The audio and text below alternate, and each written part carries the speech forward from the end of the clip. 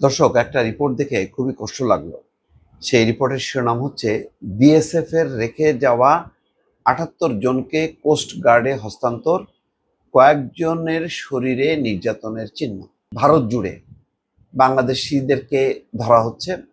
অনেকে দরিদ্র মানুষ, কাজের সন্ধানে তারা গেছে।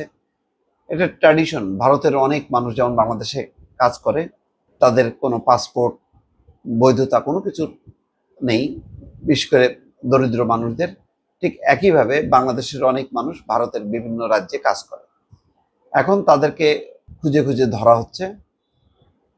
ঠিক আছে, তাদেরকে ধরতে পারে, কিন্তু তারা যেহেতু অন্য দেশের নাগরিক, অবৈধভাবে তাদের সেখানে প্রবেশ করেছে, তাহলে তাদের ক্ষেত্রে আন্তর্জাতিক আইন অনুযায়ী মানবাধিকারের যে বিধানগুলো আছে সেগুলো তো রক্ষা করতে হবে।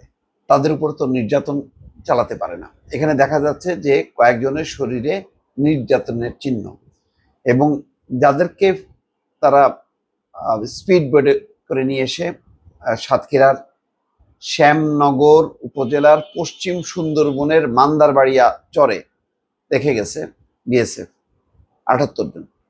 তাদের অধিকাংশই মানে অনাহার অর্ধাহারে ছিল, তাদেরকে খেতে দেওয়া হয়নি, এমন অমানবিক আচরণ করেছে বাংলাদেশিদের সাথে। রেখে যাওয়ার একদিন পর গতকাল শনিবার রাত ১১টার দিকে মান্দারবাড়িয়া ক্যাম্প থেকে তাদের কোস্ট গার্ডের কাকা দো বেকি ক্যাম্পে হস্তান্তর করা হয়। বন বিভাগের কর্মকর্তারা বলছেন, এই ৭৮ জন বাংলাদেশির বেশিরভাগই অসুস্থ, কয়েকজনের শরীরে নির্যাতনের চিহ্ন আছে। বন বিভাগের সাতক্ষীরা রেঞ্জের সহকারী বন সংরক্ষক মোহাম্মদ মশিউর রহমান জানান, তাকে মঠবাড়িয়া ক্যাম্প থেকে জানানো হয় উদ্ধার ৭৮ জন এক প্রকার কয়েকদিন না খেয়ে অসুস্থ হয়ে পড়েছেন।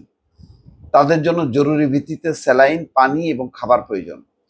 বিষয়টি জানার পর স্থানীয় প্রশাসন, আরজিবি এবং বন বিভাগের সাতক্ষীরা রেঞ্জের সহযোগিতায় খাবার এবং অন্যান্য পথ্য নিয়ে গতকাল সকালে তিনি মান্দারবাড়িয়া ক্যাম্পে পৌঁছান।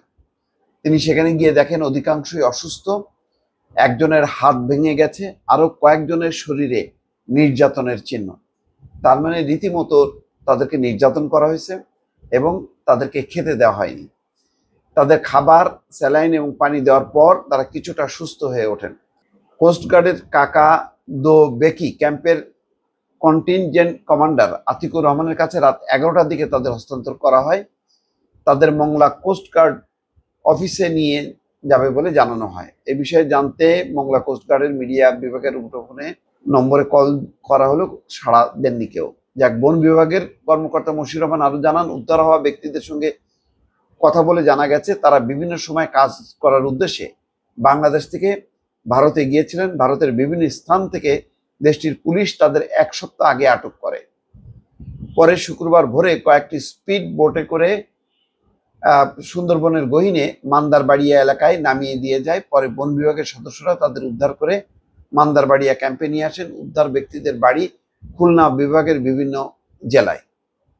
উদ্ধার হওয়া লোকজনের মধ্যে আছেন নড়াইলের কালিয়া উপজেলার বাবুপুর গ্রামের সাইদুল মোল্লা ২৭ এবং একই উপজেলার আবু বকর ২২। এই দুইজনের বরাত দিয়ে বন বিভাগের কর্মকর্তা মশির বলেন, ২ বছর আগে কাজের সন্ধানে তারা অবৈধ পথে ভারতে যান, সেখানে তারা শ্রমিকের কাজ করতেন।